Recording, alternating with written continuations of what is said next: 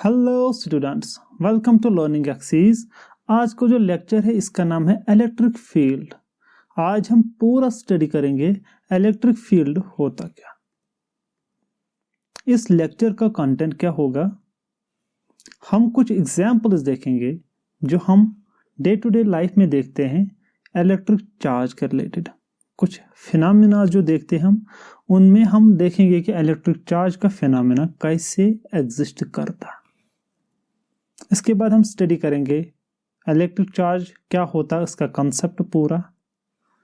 फिर हम electric field देखेंगे, इलेक्ट्रिक फील्ड लाइन्स क्या होती है और प्रॉपर्टीज, इन फील्ड लाइन्स का प्रॉपर्टी क्या है। फिर हम इलेक्ट्रिक फील्ड इंटेंसिटी पे आएंगे कि वो चीज क्या होती है, ये क्वांटिटी क्या होता है, इसका कंसेप्ट पूरा डीपली हम स्टडी करेंगे। फिर इसकी units, whether it is SI unit और सीजीएस यूनिट, दोनों टाइप ऑफ यूनिट्स हम स्टडी करेंगे इलेक्ट्रिक फील्ड इंटेंसिटी का। फिर इलेक्ट्रिक फील्ड इंटेंसिटी और फोर्स के दरमियान क्या रिलेशनशिप है वो भी हम देखेंगे।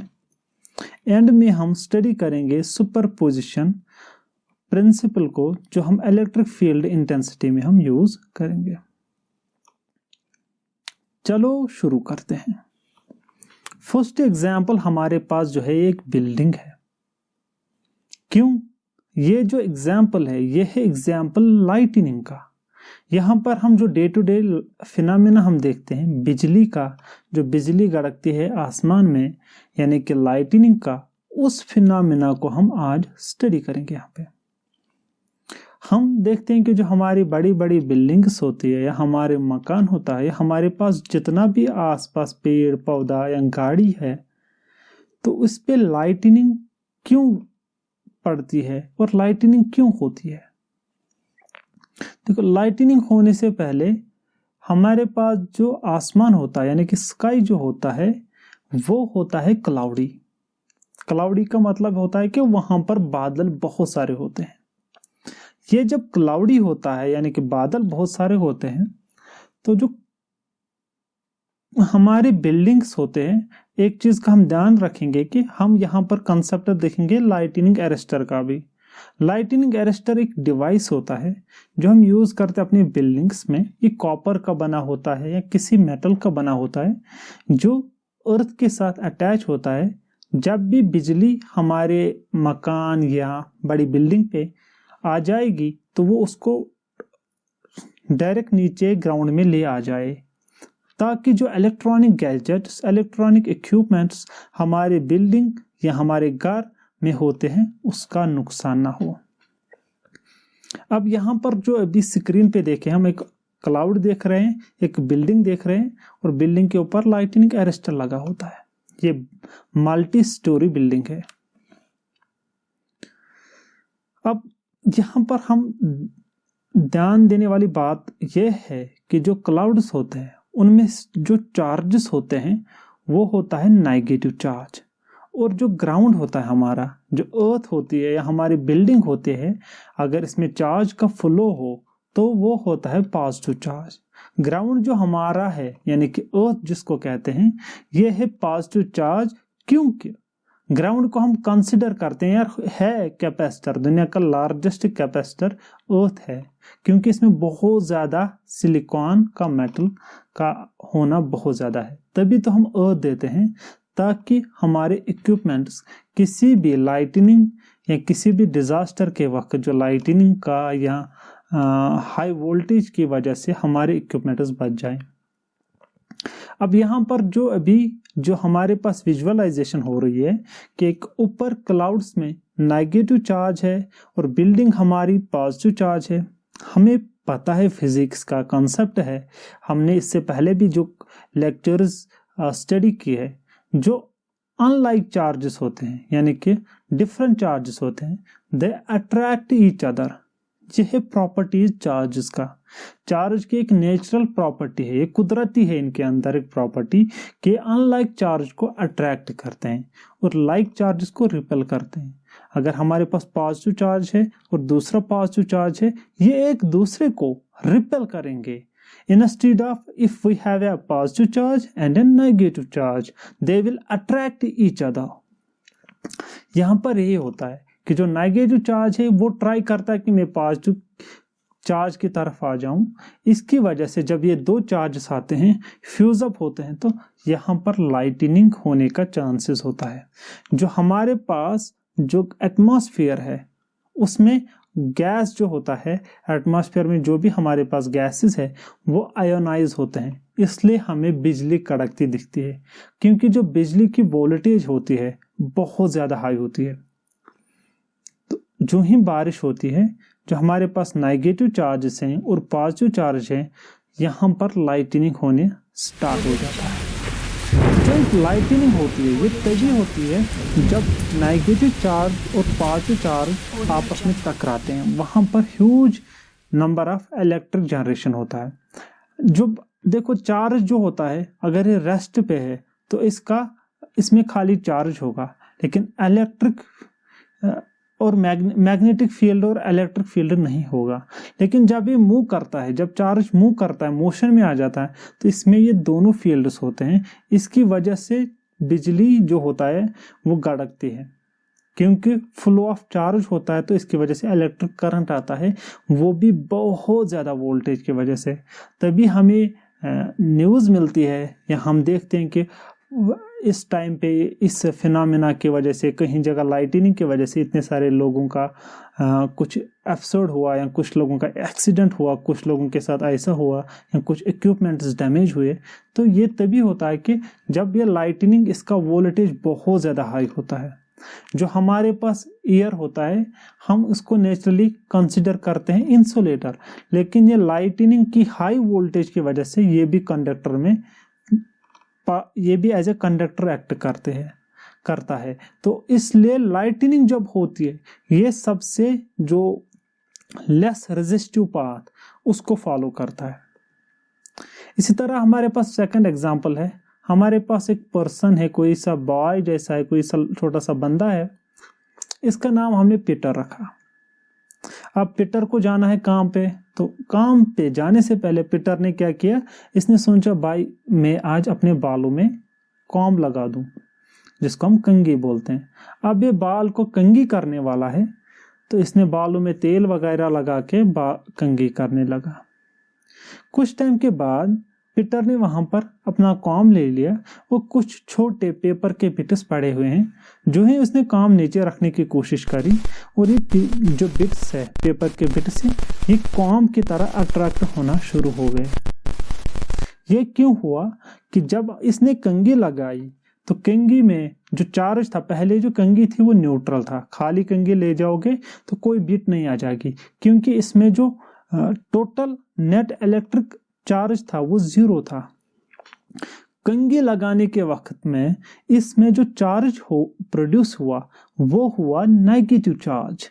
जब ये कंघी में नेगेटिव चार्ज आया और बिट्स में जो है वो पॉजिटिव चार्ज है, ये एक दूसरे को क्या करेंगे, अट्रैक्ट, इनका फील्ड एक दूसरे को अट्रैक्ट करने की कोशिश करेगा। तभी तो जब हम बालों में कंघी लगाते हैं तो कंघी पे जो चार्ज आता है वो आता है नेगेटिव, और जो बिट्स होते हैं उसमें नेचुरली पॉजिटिव चार्ज प्रोड्यूस होता है।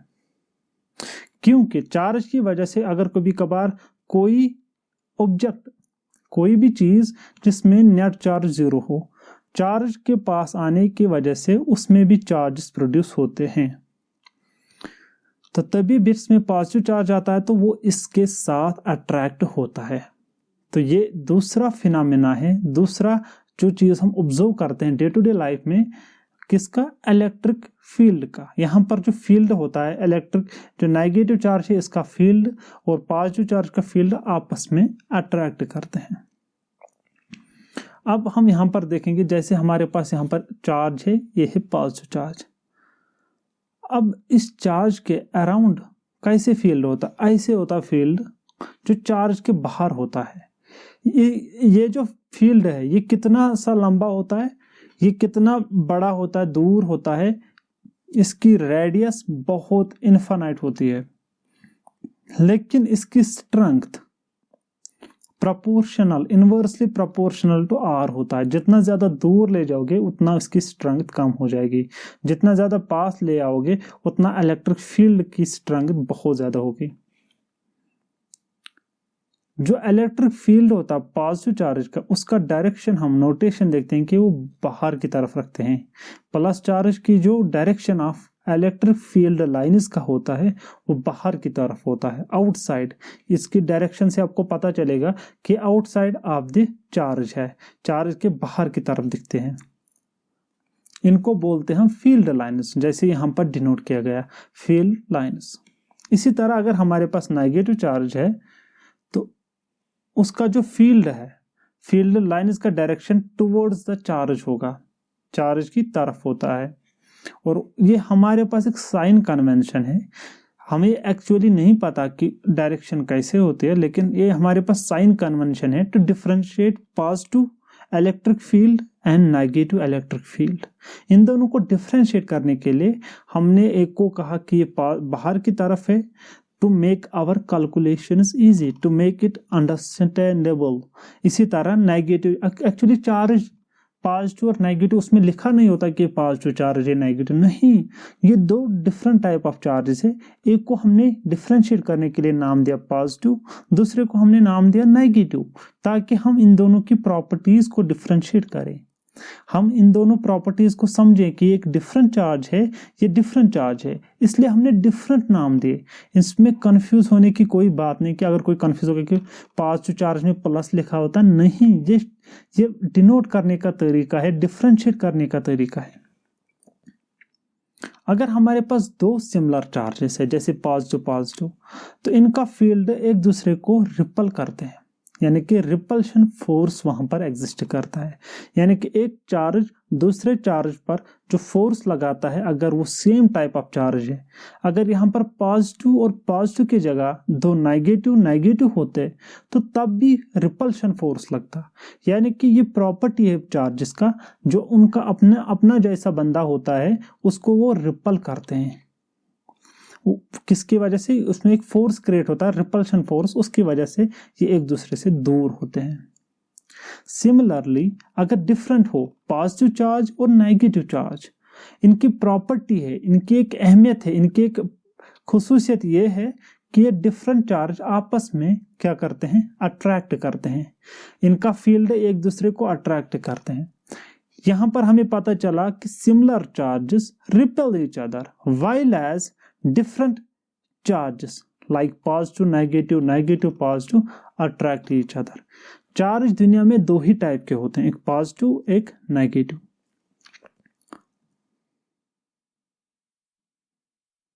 अब इलेक्ट्रिक फील्ड होता क्या? इलेक्ट्रिक फील्ड आप ऐसे मत मानो कि ये फील्ड होता नहीं है, हम कैलकुलेशंस की वजह से यूज करते नहीं, ये फिजिकली एग्जिस्ट करता है फील्ड। इस फील्ड को हम ऑब्जर्व करते हैं, जैसे मैग्नेटिक फील्ड होता है इसी तरह इलेक्ट्रिक फील्ड होता है, जो इलेक्ट्रिक चार्ज के सराउंडिंग में होता है। ये क्रिएट करता है इलेक्ट्रिक फोर्स। इलेक्ट्रिक चार्ज का जो फील्ड है वही क्रिएट करता है इलेक्ट्रिक फोर्स को, ताकि जो वो लाइक चार्जेस को रिपेल करे और डिफरेंट चार्ज जैसे पॉजिटिव नेगेटिव एक दूसरे को अट्रैक्ट करें। अब यहां पर एक कंसेप्ट फिर से समझने की कोशिश करो। जो इलेक्ट्रिक फील्ड है ये क्या है? एक फिजिकली फील्ड, यानी कि फिजिकल फील्ड है, ये एग्जिस्ट करता है रियली। ऐसा मत मानो कि ये है ही नहीं, ये रियली एग्जिस्ट करता है, लेकिन हम इसको डायरेक्टली आंखों से तभी देखते हैं जब हम इसके फिनोमेनाज ऑब्जर्व करते हैं। जब हम इलेक्ट्रिक फील्ड के सराउंडिंग में दूसरा चार्ज ले आते हैं, वो रिपेल करता है या अट्रैक्ट करता है, तो तब हमें पता चलता है कि यहाँ पर जो फील्ड एग्जिस्ट करता है ये इलेक्ट्रिक फील्ड। जो हमने अभी कॉम्ब और पेपर बिट्स का एग्जांपल देखा है, तो वहां पर जब हमने ऑब्जर्व किया तो वहां पर इलेक्ट्रिक फील्ड था, वो चीज था जो अब कॉम्ब और पेपर के दरमियान डिस्टेंस थी, कुछ चीज दिखता ही नहीं था, तो कॉम्ब पे चार्जेस लगे थे और बिट्स पे चार्जेस लगे थे, लेकिन उनका फील्ड आपस में इंटरेक्ट करता है। इसी तरह जैसे हम मैग्नेट लेते हैं तो मैग्नेट का फील्ड इंटरेक्ट करता है, जैसे नॉर्थ पोल और साउथ पोल, नॉर्थ नॉर्थ को रिपेल करता है, नॉर्थ और साउथ एक दूसरे को अट्रैक्ट करते हैं। सिमिलरली उसी एनालॉजी के हिसाब से यहां पर भी वो चीज देखने को मिलती है। जैसे यहां पर ये इलेक्ट्रिक चार्ज है और इसके सराउंडिंग में फील्ड है। इसी तरह नेगेटिव चार्ज है, उसके सराउंडिंग में फील्ड है। ये जो फील्ड है ये बहुत इंपॉर्टेंट कंसेप्ट है। ये आगे जाके अगर आप हायर स्टडीज में जाओगे फिजिक्स में, बहुत काम की चीज़ है। इसको समझना, अंडरस्टैंड करना और पूरा ऑब्जर्व करना बहुत इंपॉर्टेंट है। अब इलेक्ट्रिक फील्ड लाइन्स क्या होती है? इलेक्ट्रिक फील्ड लाइन्स ऐसे कुछ लाइन्स होती नहीं। फील्ड मैंने बताया एक एरिया है, स्फीयर जैसा एरिया है या वॉल्यूम है, जिसमें अगर हम 3D में देखेंगे, 3 डायमेंशंस में देखेंगे, अगर चार्ज है, चार्ज के अराउंड जो स्फीयर क्रिएट होगा, ये स्फीयर कितना बड़ा होगा? अगर रियलिटी में देखेंगे तो ये स्फीयर, इसकी रेडियस इनफाइनाइट होगी। लेकिन हम इसको फाइनाइट इसलिए दिखाते ताकि हम इस चीज को समझेंगे। जैसे ग्रेविटेशनल फील्ड का फील्ड इनफाइनाइट होता है, इसी तरह चार्ज का फील्ड इनफाइनाइट होता। लेकिन यहाँ पर एक कैच है, जो इलेक्ट्रिक फील्ड चार्ज है या ग्रेविटेशनल फील्ड है, ये इनवर्सली प्रोपोर्शनल टू रेडियस होता है। इसकी जो फोर्स की स्ट्रेंथ होती है वो इनवर्सली प्रोपोर्शनल टू रेडियस होता है। जो रेडियस है, रेडियस की इनवर्सली प्रोपोर्शनल होता है इसकी स्ट्रेंथ। तो जितना ज्यादा दूर तक जाएगा उतना ज्यादा फील्ड वीक हो जाएगा, यानी कि इतना वीक हो जाएगा हम क्लोज टू जीरो आ जाएंगे इनफाइनाइट पे फील्ड जीरो होगा। अब जो ये लाइन्स है ये हमें कैलकुलेशन और ऑब्जर्व करने में, इस फील्ड को समझने में हम यूज करते हैं। ये रियलिटी में ऐसे लाइन्स कभी एग्जिस्ट नहीं करते।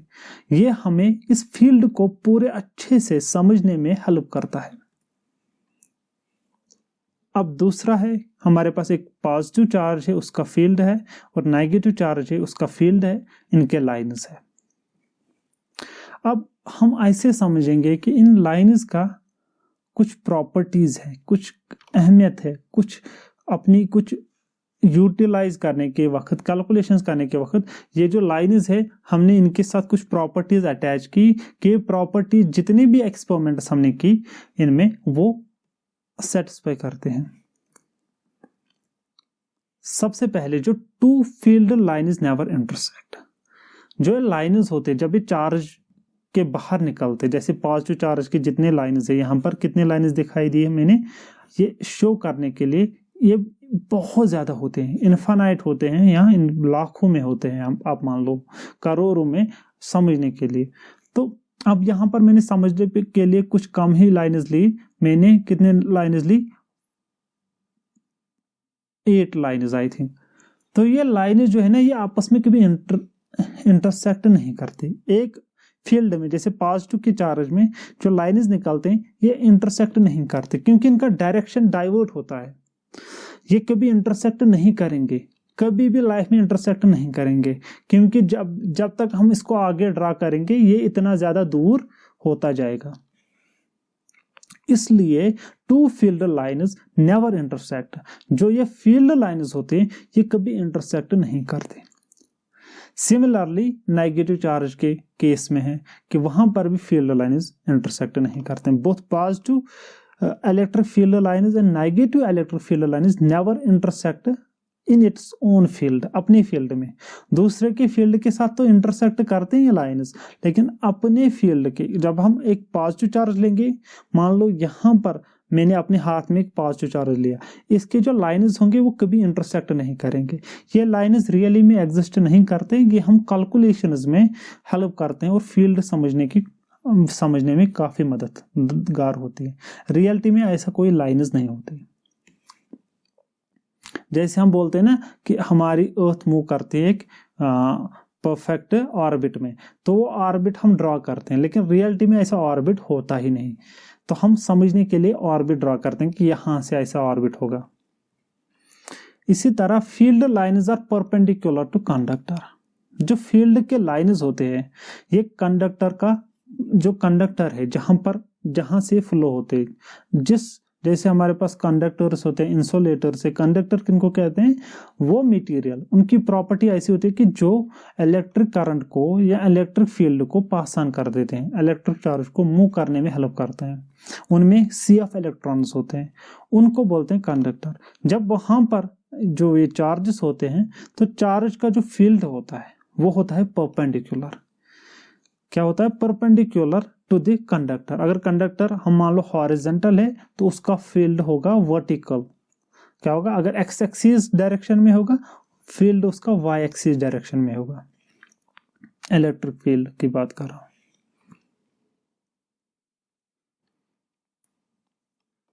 जितने ज्यादा इलेक्ट्रिक, हम ऐसे मान लेते हैं, जितने ज्यादा इलेक्ट्रिक फील्ड लाइनेस होंगे उतना ज्यादा इंटेंसिटी होगी इलेक्ट्रिक फील्ड का। ये हम इसको समझने की कि डिफरेंट चार्जेस का डिफरेंट इंटेंसिटी क्यों होता है। देखो, दो किस्म के दो चार्जेस हैं, एक में ज्यादा फील्ड की स्ट्रेंथ है, एक में कम है। तो ये हम बताते हैं कि जितना ज्यादा उसके लाइनेस है, इलेक्ट्रिक फील्ड लाइनेस है, उतनी ज्यादा उसका इंटेंसिटी होगा, उतनी ज्यादा उसमें जो इलेक्ट्रिक फील्ड का इंटेंसिटी बहुत ज्यादा होगा। यानी कि अगर वहां पर कोई ऑब्जेक्ट रखेंगे, कोई इलेक्ट्रिक चार्ज रखेंगे, वो उतना ज्यादा फोर्स उस पर लगाएगा जितने ज्यादा उस पर लाइनेस होंगे। यानी कि नंबर ऑफ लाइनेस आर प्रोपोर्शनल, यानी कि प्रोपोर्शनल किसके बराबर होता है? इलेक्ट्रिक फील्ड इंटेंसिटी के बराबर।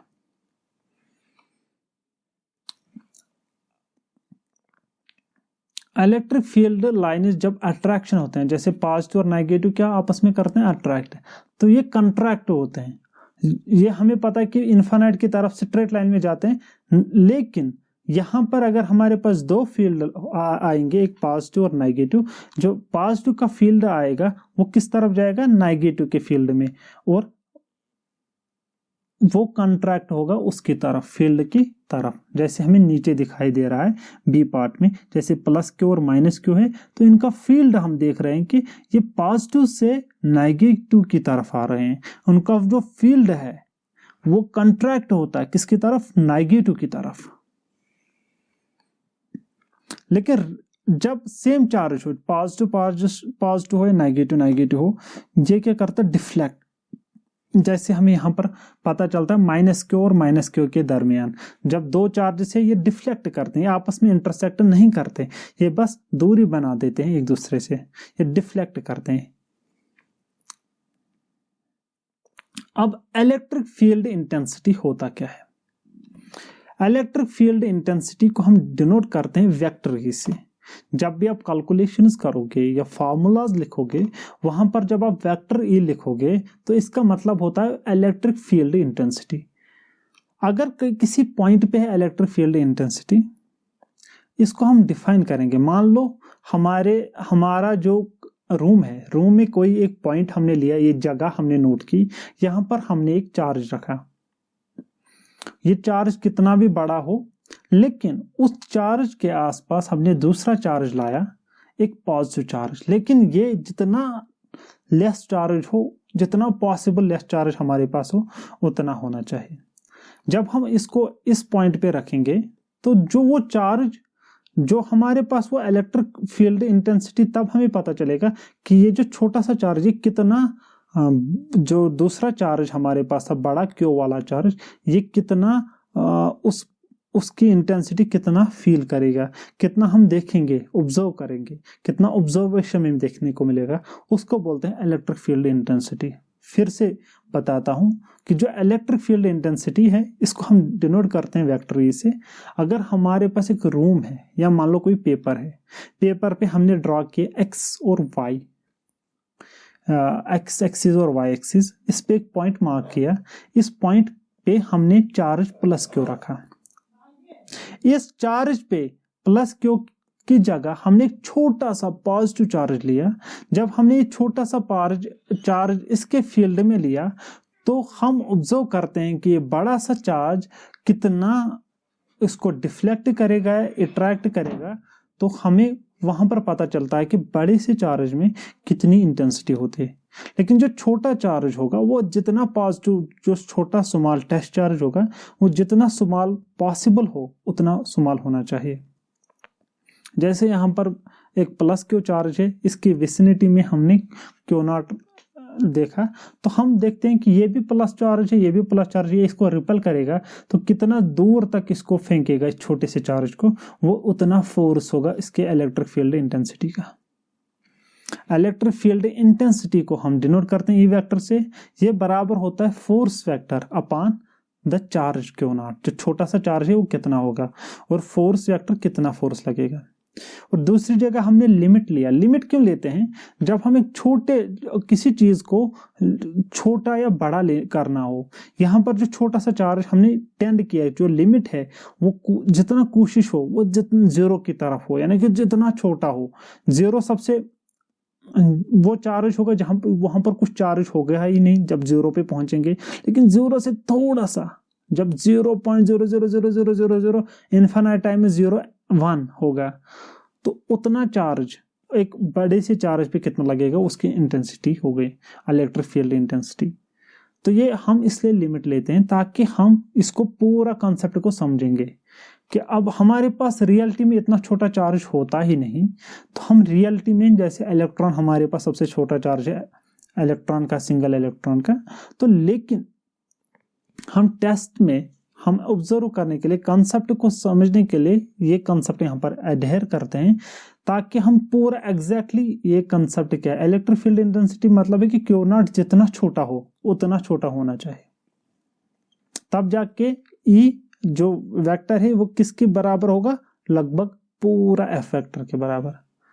इसलिए हम क्यू नॉट को ट्राई करें। क्यू नॉट 0 होगा तो नॉट डिफाइन होगा, इसलिए क्यू नॉट 0 से थोड़ा सा ज्यादा। अब एसआई यूनिट देखेंगे तो इलेक्ट्रिक फील्ड का एसआई यूनिट क्या होगा, इलेक्ट्रिक फील्ड इंटेंसिटी का। फोर्स का एसआई यूनिट है न्यूटन, और चार्ज का एसआई यूनिट है सी यानी कूलम। न्यूटन को एन से डिनोट करते हैं, कूलम को सी से। अगर हम इसको लिखेंगे N C over -1 raise power -1, यानी कि -1 का मतलब क्या होता है, जब नीचे होता है डिवाइड में होता है उसको ऊपर ले जाएंगे तो वो नेगेटिव बनता है, जो भी उसका पावर होगा। यहाँ पर c का पावर 1 है तो ऊपर जाके यानी कि न्यूमरेटर में लेके ये -1 बन जाएगा। In terms of volt meter में लिखेंगे तो V पर मीटर, जूल्स में लिखेंगे जूल पर मीटर पर कूलम। ये तीनों यूनिट आप याद रख सकते हो या इसको समझने की कोशिश करो कि हमने देखा इससे पहले कि जो फोर्स है, फोर्स का ऐसा यूनिट है न्यूटन, यानी कि kg मीटर पर सेकंड स्क्वायर, और चार्ज का ऐसा यूनिट है कूलम। तो वहां से हम डिराइव कर सकते हैं ये सारे यूनिट्स, ये सभी एसआई यूनिट्स हैं। अब सीजीएस यूनिट क्या है, जो न्यूटन को हम इन टर्म्स ऑफ डाइन में लिख सकते हैं और कॉलम को स्टेट कॉलम। ये है CGS unit of electric field intensity, dyne पर स्टेट कॉलम।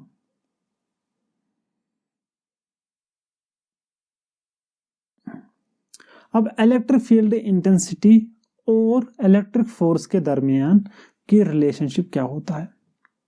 अगर हमारे पास इलेक्ट्रिक फील्ड ई वेक्टर है, एक चार्ज बड़ा सा क्यू है, तो इनके दरमियान रिलेशन होगा फोर्स क्या किसके बराबर होगा, इस चार्ज टाइम्स उसकी इलेक्ट्रिक फील्ड इंटेंसिटी। जो चार्ज होगा उसकी जो इलेक्ट्रिक फील्ड इंटेंसिटी के साथ जब मल्टीप्लाई करेंगे तो हमारे पास जो निकलेगा वो निकलेगा फोर्स। अब हम देखेंगे सुपरपोजिशन ऑफ इलेक्ट्रिक चार्ज या इलेक्ट्रिक फील्ड। इलेक्ट्रिक फील्ड में हम सुपरपोजिशन कैसे देखेंगे, यानी कि इलेक्ट्रिक फील्ड इंटेंसिटी की बात हो रही है। इलेक्ट्रिक फील्ड इंटेंसिटी का सुपरपोजिशन कैसे किया जाता है कि अगर हमारे पास एक चार्ज का इलेक्ट्रिक फील्ड दिया है, एक चार्ज का, तो अगर हमारे पास बहुत सारे चार्जेस है तो उनका इलेक्ट्रिक फील्ड इंटेंसिटी कैसे होगा, जो सिंगल चार्ज होगा, जितने सारे चार्जेस हैं, जैसे मान लो हमारे पास 10 चार्जेस है, हर एक का चार्ज क्यू है, हर एक चार्ज क्यू का कितना इलेक्ट्रिक फील्ड इंटेंसिटी है उनका सम हम करेंगे तो वो हमारे पास रिजल्टेंट इलेक्ट्रिक फील्ड इंटेंसिटी निकलेगा। इस प्रिंसिपल को हम यहाँ पर कहते हैं सुपरपोजिशन, जब हम सम करते हैं इंडिविजुअल चार्जेस के इलेक्ट्रिक फील्ड इंटेंसिटी को। जैसे यहाँ पर हमारे पास ई वेक्टर है, ये सम है इंडिविजुअल इलेक्ट्रिक फील्ड इंटेंसिटी। अगर हमारे पास n नंबर ऑफ चार्जेस है तो उन सब का इलेक्ट्रिक फील्ड इंटेंसिटी का सम करेंगे तो हमारे पास जो यहाँ पर निकलेगा वो निकलेगा electric field, net electric field, और ये नेट इलेक्ट्रिक फील्ड होगा sum of n number of charges का electric field intensity. Thanks, I hope you like this lecture. अगर कोई भी क्वेश्चन होगा तो प्लीज़ कमेंट करो उस क्वेश्चन के रिलेटेड, और अगले लेक्चर में I will try my best to answer that question. Hope you enjoy this video. अगर आपको ये वीडियो पसंद आया, please do subscribe this YouTube channel and share this video to others. Thank you very much.